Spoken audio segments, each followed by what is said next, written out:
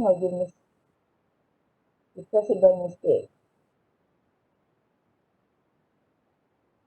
Okay, tak ada orang. Alright. Okay, again, good morning everyone. Let me just move this here so that it is out of the way. Okay, now, for those of you who were here from 9, approximately 9:02, then 03 tadi, thank you for coming to class this morning. Okay, people are still coming in, so it's fine. Now, we looked at metal deformation last week, and also we looked at rolling. Okay, 33, sorry. Okay, so now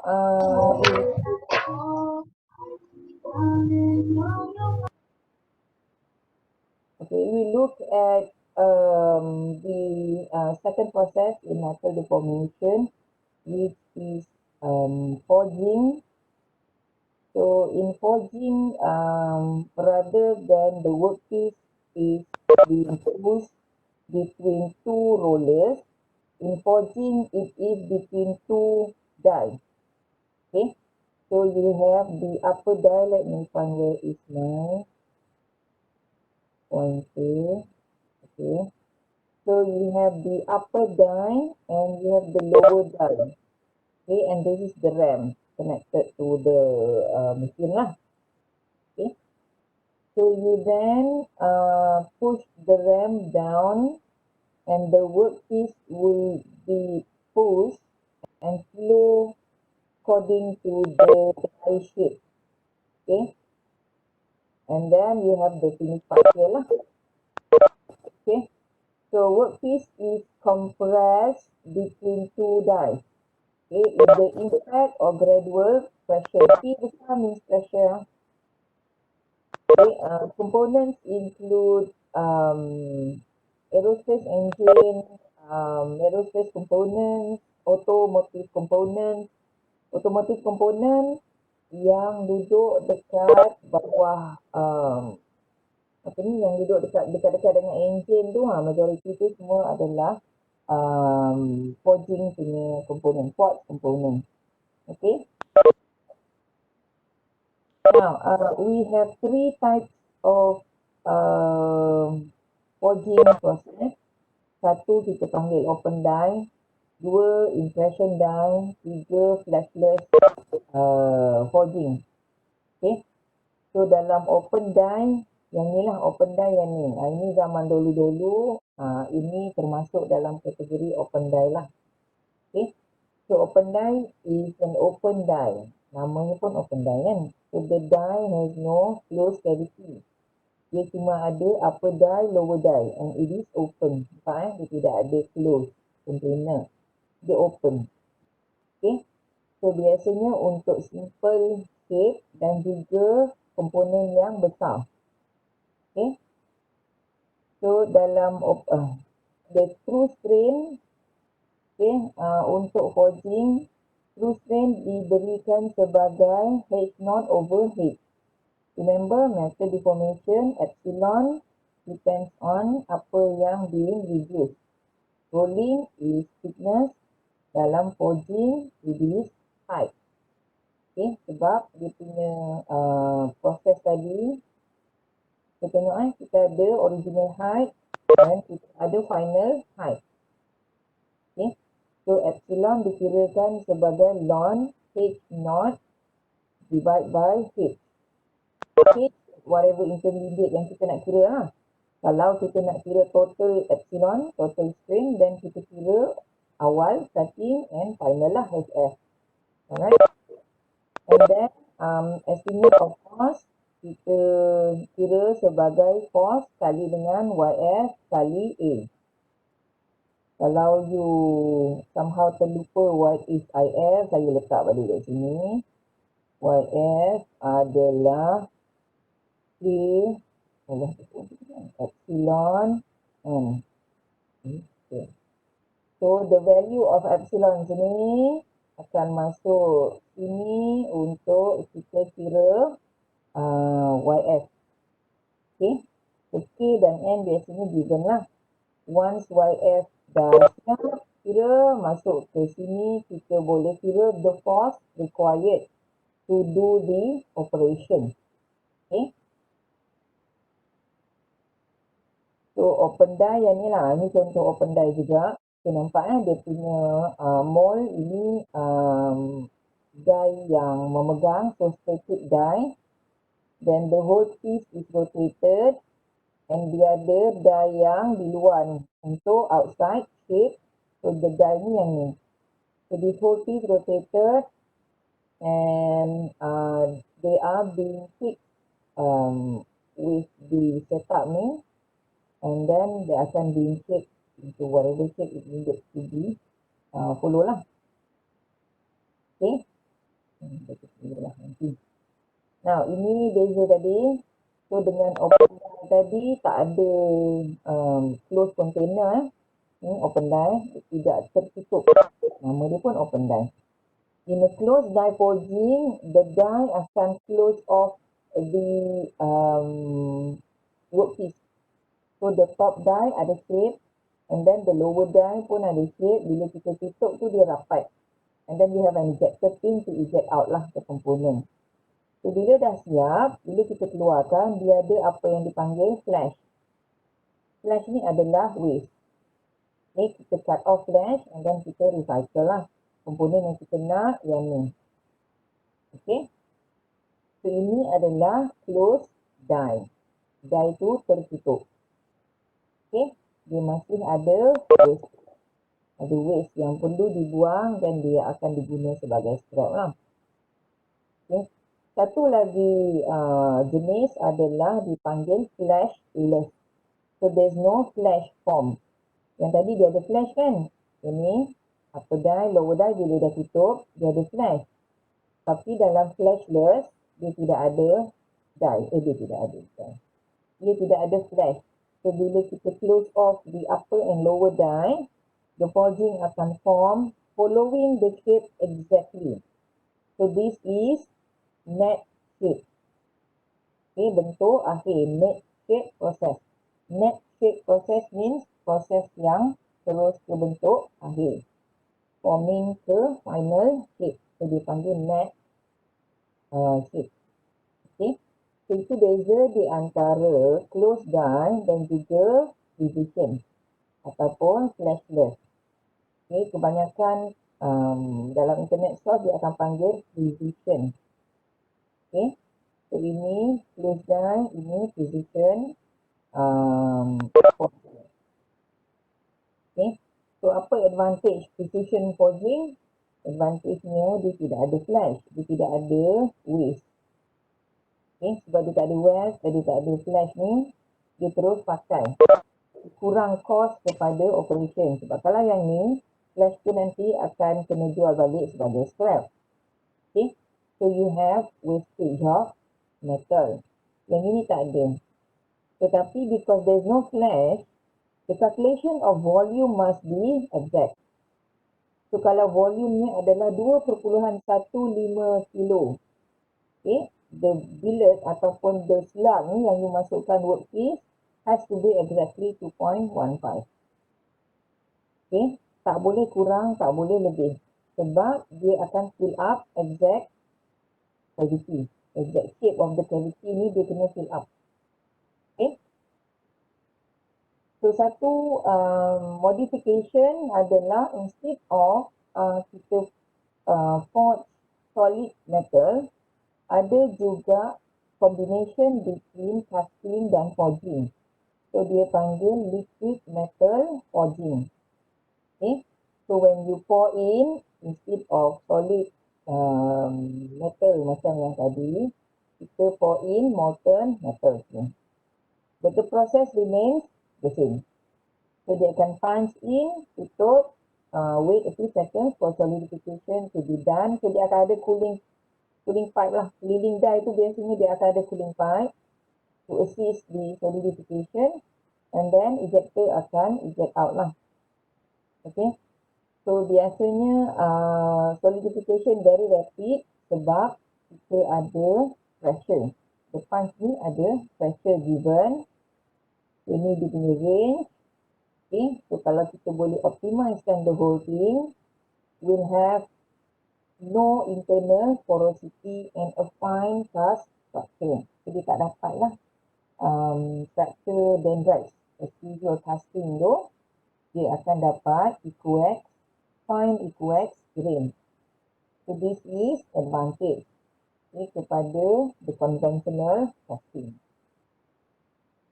Alright. So, sedikit berbeza dengan rolling. Dalam forging, oleh kerana we are forging workpiece kepada shape. Okay. So, shape tu ada banyak-banyak shape lah. Complexity, degree dia berbeza-beza. Lagi kompleks, lagi susahlah sikit. Sebab kita nak kena consider the flow of workpiece. Satu lagi, remember we talk about friction at the beginning of metal deformation hari tu. Okay, so dalam forging, the workpiece tu akan flow, okay, along the surface of the die. So you have two surface moving on top of each other. Workpiece move pada permukaan die. So obviously dia akan ada friction. Okay, dan the friction akan oppose the flow of workpiece. Okay, especially kalau hot. Forging ni banyak yang guna hot forging. Okay, hanya di final finishingnya baru dia pakai cold forging. Kebanyakannya menggunakan suhu tinggi. So hot forging rather than cold. Okay, kebanyakannya. Okay. So because of the friction, the actual force is greater. So kita masukkan dalam the formula of force. Kalau tadi force kita, I think that we can. Force kita tadi adalah F equal K. Salah. Mana ada K situ? Ini dia tak ada K. Okay. Yang tadi dia cuma YF bar kali dengan A ke? Okay. But now kita add in this component, this element yang mengambil kira ni. Okay. K akan ambil kira the influence of mu ataupun coefficient of friction. So K is 1 plus 0.4 mu kali dengan D divided by H. Okay. D adalah work part diameter, atau if it's not a circular pattern, okay, the D becomes contact length. So L kali dengan A, so cross section lah. Okay. Contact length antara workpiece dengan die surface. Okay. So the bigger D, the K akan naik. Nampak ni? Mu lagi tinggi, D lagi tinggi, K akan tinggi. So bila K kita lagi tinggi, the force required will also be greater. Okay. And hence kita punya workpiece height lah. Work part height. Okay. So ini sedikit beza dengan formula asal dia yang ni. Okay. Yang asal tidak mengambil kira friction. But in actual dalam forging, because hot forging is the one commonly done, so dia ambil kira friction effect. Okay. Di mana friction ni akan menyebabkan the force is higher than what we calculated previously. Ini kita kena ambil kira lah. Okay. Alright. So ini just figure of open die. Ada banyak gambar lagi dalam internet. Okay. Ini ambil je daripada internet banyak. Now, calculation of force is done. So, force tadi kita dah boleh calculate for a process of a certain diameter, certain dimension, certain size, nak buat hot to cold to whatever, kita boleh calculate the force required. Okay, so now kita look at comparison of metal grain orientation. Okay, now I posted a question about metal grain orientation selepas you habis rolling hari tu. Okay, last week hari tu selama ni. Okay, and apparently grain directionality is not something that most of you understood based on your answer. Now I am considering answer when the answer sounds true. What I mean by sounds true is that it is not a copied answer. Copied answer has a very nice English grammar, zero error. Okay. Okay, but if you copy, not necessarily you understood what you copy. Jadinya, I'm not sure your level of understanding, but we will go through sekali lagi grain flow. Now, grain flow ni, bila kita deform, nampak tak line ni? The grain that, because kita pushing the solid metal tadi following the die cavity. Dan kita masukkan tu dalam bentuk slug, dalam bentuk billet pendek-pendek tu. And then bila kita forge, the grain akan follow. Sebab kita deformkan dia, so the grain tu akan follow accordingly. That is why design in forging very, very, very important. Sebab you nak kena design the component shape tadi in such a way that your grain akan follow this sort of directional advantage. Okay. Kalau you design the workpiece incorrectly, you tak dapat flow ni. Okay. Look at this. Yang warna apa ni? Selat hijau ni lah. Okay. You need to make sure the grain akan flow pattern ni. Apa pattern ni? Okay. Itu kita maksud grain directionality. So dalam rolling pun sama sebab kita roll kita punya workpiece. Kita akan draw the workpiece ni. Macam kan? Kita draw so that kita punya grain akan directed gitu. Dia akan follow the direction. Ini kita punya grain kan? Grain itulah. Jadi tidak banyak. Okay, now bila kita buat komponen, kita akan guna sheet ni. So sheet tu, kalau kita dah bikin, okay, sheet drawing again as usual. Sheet kita tu gini. Ini saya isi grain dia besar-besar lah sebab malas nak isi banyak. Okay. So bila kita form the sheet ni kita kena sentiasa ingat where is the rolling direction. Supaya bila dia jadi komponen sekalipun, okay, ada komponen nak sini kot. Bila dia jadi komponen, maklumlah tak ada pilih-pilih, itu yang paling mudah. Okay, so grain tu akan directed, dia akan form parallel kepada shape tu. Okay.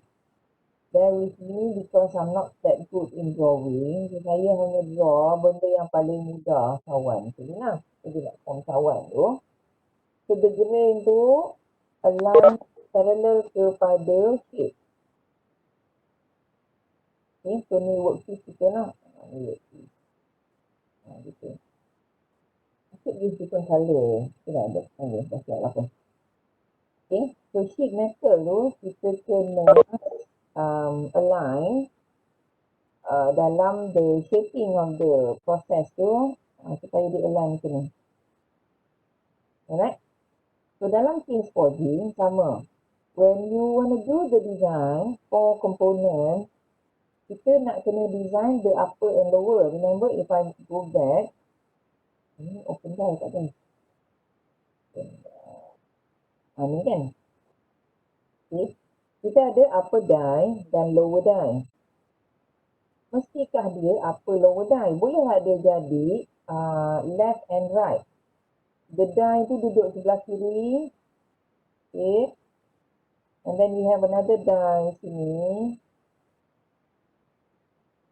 So the cavity, let me find a different color. Cavity yang ni. Ni dalam ni cavity ni lah. Boleh tak buat left and right? Boleh lah. Okay. Sebab apa? Dia bergantung kepada ini shape. Remember nak dapatkan grain flow. Direction of grain flow. Okay. So you can design the component to decide which will be your center line. Ini center dia kan? Okay, so you kena split the die into two. So shape yang you dapat tu, contoh shape ni. Shape yang atas ni, you nak kena decide lah. You punya die tu, you nak potong sini ke? Or you want to cut it like this. Gitu. So you have an upper and lower die, or left die and right. Gitu lah. Depending on you punya shape of component. So dalam case ni, the more symmetrical will be upper and lower die rather than a left and right. So kenapa saya punya right jadi N? Right. Sorry, right. Okay, left and right. Okay. So whoever design the mold, kena decide lah you nak left and right, taraf kiri kanan punya die ataupun upper and lower die, depending on your component shape. Okay. So the main goal is this. Okay, the main goalnya you nakkan ni grain flow ni. Dia flow according to shape. Okay, alamak. Sorry again. Excuse saya punya tangan. Okay. You nakkan dia parallel kepada surface. Okay. That is what taking advantage of grain directionality means. Kita manipulate grain supaya dianya, the position of the grain or the pattern of the grain follow the contour of the shape. Advantage-nya saya ceritakan minggu lepas. Okay. So, itu advantage untuk grain directionality. Okay. So, comparing now, kita compare forging dengan machining completely. Dalam machining, there's no alteration of grain kan? So, dia akan ada banyak open grain. Sebab dia potong. It cuts through the object ataupun the component. Removing the metal piece by piece. And then dia remove lah. Straight ni. Gitu. Right? So, you might have a lot of open grain which when subjected to load, bila component to in service, the crack can propagate much more quickly. Okay, lebih cepat. So, kalau grain dia parallel, crack akan propagated much slower. So, melambatkan proses fracture ataupun failure lah. Okay. So, ni dia gambar yang lagi lawa. Antara forge, nampak ada grain flow dengan cast. Casting, walaupun you buat pakai permanent die. Permanent die, you dapat equate grain. Okay, so directionality ni tak ada. Dia dapat, walaupun kecil, instead of the density tu, you dapat equate grain. Okay. So, untuk critical load bearing component, it does not give any advantage. Okay. Machine parts, you cut, so exposing grain ends. So, ni slightly more sensitive kepada fatigue and stress corrosion cracking. Okay. So, yang ni lebih baik. Ini so-so lah. Ini okay lah. Right, okay. Jadi, now. Okay.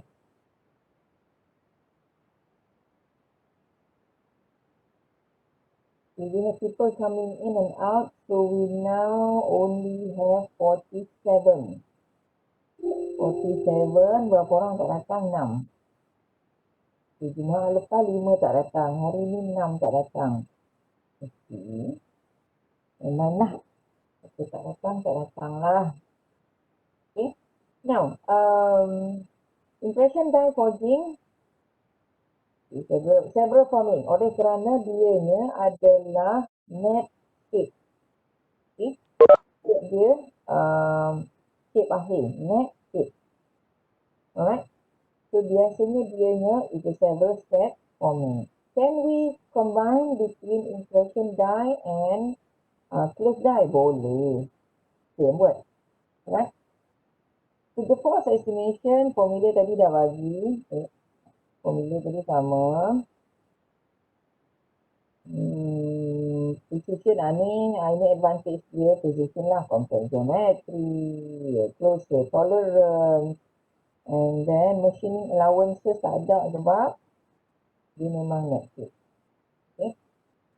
So these are several terminology untuk impression die forging, beberapa terms yang digunakan. Okay. So ribs adalah section yang ke bawah. Okay, kalau kita ada section yang begitu, itu dia panggil rib. Ni. Okay, and then dia ada sini lagi pula. Ataupun sini ada. Itulah lebih kurang. So yang memanjang ni, yang keluar daripada the main body tu dia panggil rib. So web adalah yang memanjang horizontal. Fillet adalah ni. Okay, some radius given at the corner. So there's no sharp angle. Ini yang saya lukis tadi dia ada sharp angle kan? Dalam forging dia tak ada. Jadi tak boleh ada sharp angle. The reason is the same dengan casting. Okay, there's no sharp angle sebab kita nak assist flow of metal. Okay, so dia ada draft angle dan dia ada fillet. Kedua-duanya sama. Assisting the flow of metal. Reason yang kedua, easy ejection. Sebab bila dah siap kita nak eject out kan. So kalau ada banyak sharp angle ni, sharp corner ni, ejection akan problem. So kita beri draft angle dan filler untuk memudahkan ejection as well. Okay, now yang penting yang ni. Okay, dalam conventional impression die, dia ada apa yang dipanggil flash. Tapi flash tu is divided into two, so kita ada land, kita ada gutter. Kita tak design flash tu panjang macam tu je.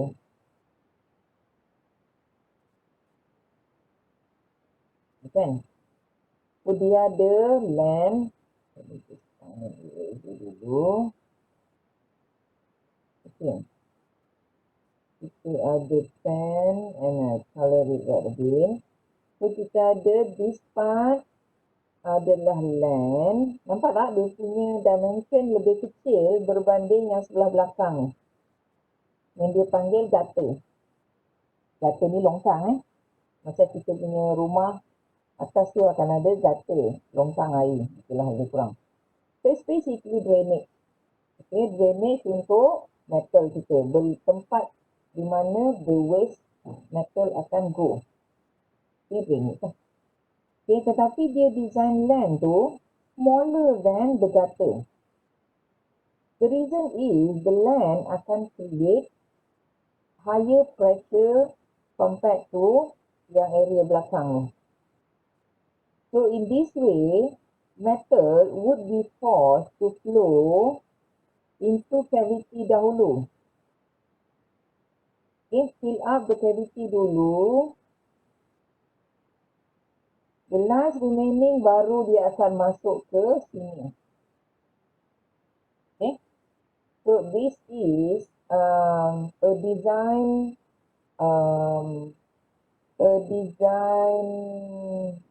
feature to make sure the solid metal flow into the cavity, filling up completely, barulah the waste akan pergi ke flash.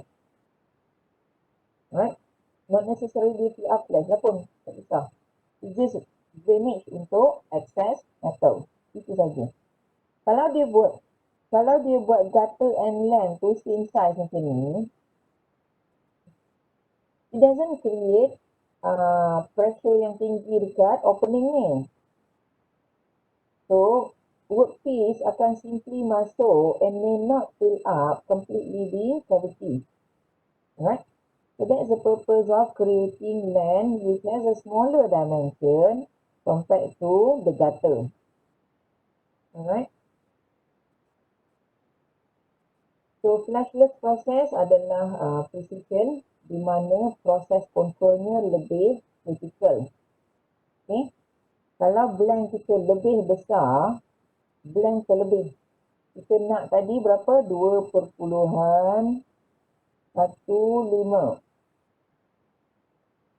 kilo. Tetapi kita pergi buat blank dia 2.2 kilo. Lebih kan? Okay. So if the blank is too large, then you are creating excessive pressure. Sebab dia tak ada flash. So excess metal tidak boleh pergi ke mana-mana. Creating excessive pressure dalam die. Okay, die boleh crack. Tapi kalau blank you too small, contoh 2.15, you bagi 2.10 sahaja. Kekurangannya adalah 0.05. Okay. Cavity you ada kemungkinan tidak fill up properly. Sebab the pressure inside the die is simply not very high untuk push the metal fill up cavity completely. Okay. So dalam flashless forging ni selalunya dia punya geometri pun agak relatively easy and preferably symmetrical. Dan work materialnya hanyalah low melting point metal. Aluminium, MG, dia alloy. Dia tak adalah pergi ke cast iron. Cast iron tak diimport. Dia tak pergilah ke stainless steel, alloy steel tu. Okay. Aluminium MG which has lower temperature and higher ductility. Okay. To estimate of course computed. Sekarang semua pun computerized. So ini contoh. So first flashless, second flashless, okay, and then final forging, and then dia akan tutup. Okay, final forging dia bukan flashless. Okay, pakai impressive die. Okay, and then this is the final crankshaft. Okay. Because flashless dengan conventional impressive die tu dia ada advantage sendiri. Okay, so you can combine both. So ini saya kata simulation. This one saya ambil dari this software. Simulfact Forming Software Package. Ini company dia tak ingat nama lah. Tapi dia punya software nama tu. Simulfact Forming Software Package. Dia guna finite element simulation untuk find the best forging recipe. So dia boleh try banyak kali what is the temperature, what is the force given, macam-macam, dan dia buat simulation to make sure that we have the proper forging done.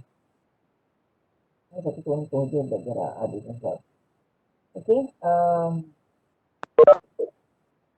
forging defect.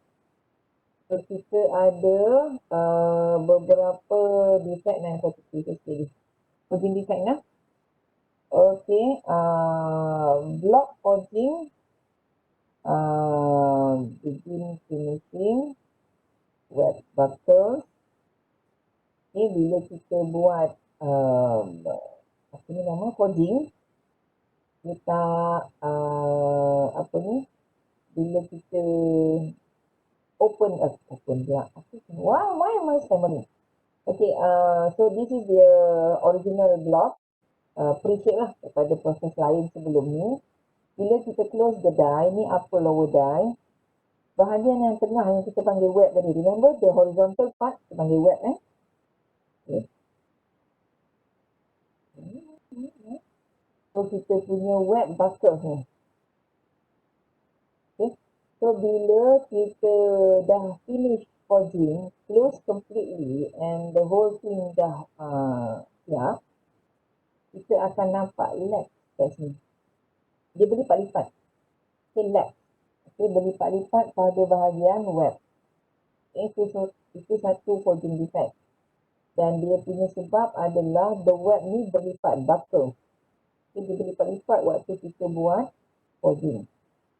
Yang kedua, ni mula, ini masih kecil-kecil, crack start develop in bricks. Dia develop kat tepi ni. Let me find a pen. Okay, ni crack ni. Crack start developing dekat corner of the rib. Okay, dan dia akan boleh propagate through rib. Okay, sepagi ni sedikit tak berapa fast. I don't know why. Okay, anyway, in this case, you have crack. Okay, kemungkinannya sebab your original block is just too much. Banyak sangat material that you give in. Okay, so you punya calculation on the volume required tu salah lah. Okay, sebab material ni banyak sangat. Dia pergi ke flash pun, it is not sufficient. Okay, flash tu tak mampu tampung di excess metal. Eventually, because of the higher pressure in the cavity, you can create crack lah pada corner-corner tu. Another is surface crack. Okay, instead of the crack inside, the crack ni pada surface. So, bila dah siap, you akan ada surface crack. Antara sebab excessive working at low temperature. Okay, sepatutnya material tu do not have enough ductility untuk cold forging. Tapi you buat cold forging. Tapi pressure-nya tinggi. Itulah. Okay, so excessive working at low temperature. Dengan kata lain, ductility is not sufficient. High sulfur concentration also reducing ductility dalam workpiece. Metal, kalau dia ada banyak sulfur, most metal akan menyebabkan dia jadi slightly brittle. So, sulfur ni sangatlah company factor. Okay. And then crack at flash. Crack tu pada flash, tapi dia boleh propagate masuk ke komponen. Okay. More prevalent for thinner flash and it can penetrate into workpiece. Kalau dia maintain dalam flash tak apa, sebab flash kita buang. Itu tak masalah. Tetapi kita ada risiko dia dah already penetrate ke dalam workpiece. But because it is a hairline crack. Crack yang nipis, you might not be able to observe. Okay, so dia akan ada problem bila customer guna. Internal crack, secondary tensile stress dalam you punya komponen dan dia akan boleh menyebabkan crack. Itu. And then satu lagi cold shut. Cold shut tak habis lah. Sama seperti casting.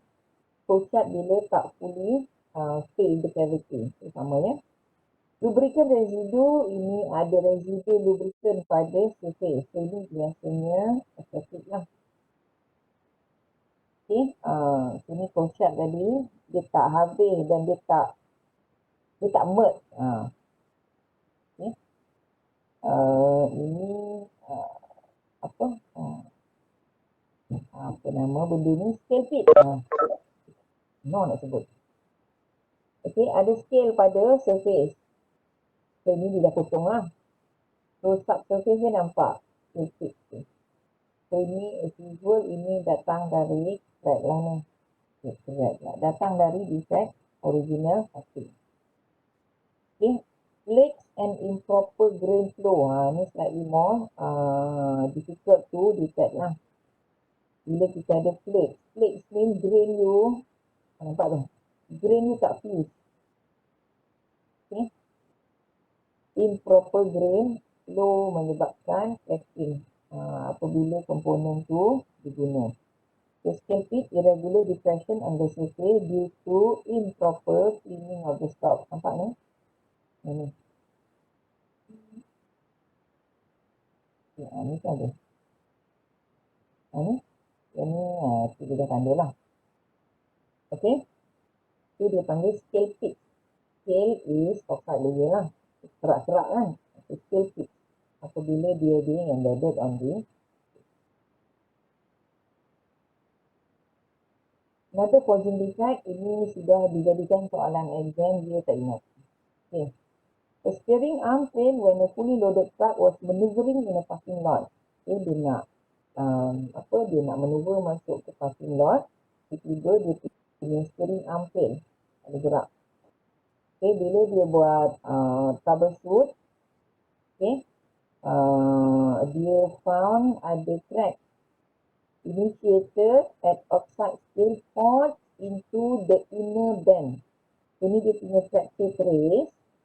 Ni bila dia tengok balik steering arm tu, dekat band ni dia nampak ada fracture. Okay. At higher magnification, wow, adalah. So dia nampak ada oxide scale situ. Okay. Fault into the inner band, being embedded dalam inner band, dekat sebelah dalam. Inner band bukan outside. Okay. Now, the question asks for your opinion on what could have caused the oxide scale being forged into the inner band. And then you should discuss how the defect can be avoided lah. Okay. So dalam forging, dalam mana-mana metal deformation because this is a metal deformation work. So anything on the surface can get embedded into the material sebab you are forcing the material through a die. Sama ada you roll ataupun you forge. Okay. So bila oxide scale on the surface you tak dibuang, ini biasanya hot forging lah. Bila hot forging, temperature tinggi, dia akan ada oxide forming on the surface. So bila you bend, the oxide tu can get embedded, especially dalam inner band. Okay. Kalau outer band, biasanya oxide tu akan simply crack and jatuh lah. Tapi dalam inner band, sebab dia tak jatuh, bila you bend tu, the oxide tu can get embedded. So bagaimana nak avoid the defect? Cleaning lah. Kena proper cleaning. So process control is important. Cleaning, satu lagi kita boleh buat adalah we might lower down the temperature. Okay, bila kita lower down temperature, kita boleh kurangkan possibility of oxide on the surface. Ini dua kemungkinan Nampak, akan ada kelebihan. Ia ada kelas lain. Ini 52. Okay. So yang ni tak apa, yang ni tak ada masalah. Design sequence boleh tengok sendiri. I think that sikit lah kot. Yalah, dah dah. Okay.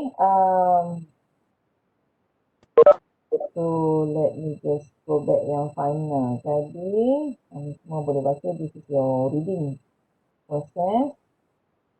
Saya patah balik ke yang defect lah. Now, what is important dalam forging? Satunya kita kena make sure the material tu, the volume required is calculated properly. Insufficient tak boleh, excessive workpiece juga tak boleh. So it has to be exact. Contoh macam tadi tu lah. Yang kedua, scale. Any scale on the surface akan jadi problem yang serious. Okay. Therefore, if we are doing hot forging, kita kena be careful dengan scale on the surface. Ini oxide on the surface. Okay. Improper grain flow, ini biasanya troubleshooting dia lambat sikit sebab kena polish and all lah. But it can occur. Improper grain flow, bila you put the component in service, especially critical location, boleh menyebabkan premature crack. Okay, so dia boleh trace balik kepada your forging operation. Okay, based on the microstructure. So, you tak boleh blame client lah. Sebab dia grain. Grain means you are the one processing it and you are the one creating the grain. Okay. So defect yang sebegini selalunya kalau customer patah balik to you as the one producing the pot component, you memang kalah lah. Memang kena bayar balik, gantilah komponen. Okay, itu saja. Okay, anyone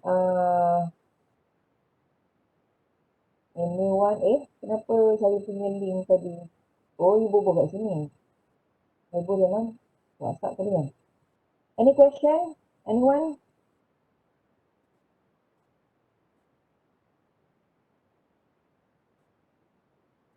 Any question? Anyone? How many we have at the end? Oh, 50 ada orang masuk lambat. Okay, 50. K3 aja missing, but 50 here. Any question? Anyone? Before we end, close to 10 now. So just stop sharing. Any question? Any question? Any question? Doctor, Yeah. so for the fogging on defect on oxide scale, so the possible cause only on hot working lah. Cold working boleh kalau you tak bersihkan daripada the previous process. Remember cold work tu biasanya dekat ujung. Sebelum tu mesti ada proses lain kan. So kalau you tak bersihkan the surface of the pre-shape sebelum you buat cold forging, the oxide pun akan embedded lah. So untuk metal deformation, you memang kena start dengan clean surface. Any metal deformation. Tak kira lah you buat rolling ke, extrusion ke, forging ke, cerita dia akan sama. Any contaminants on the surface can get embedded into the workpiece.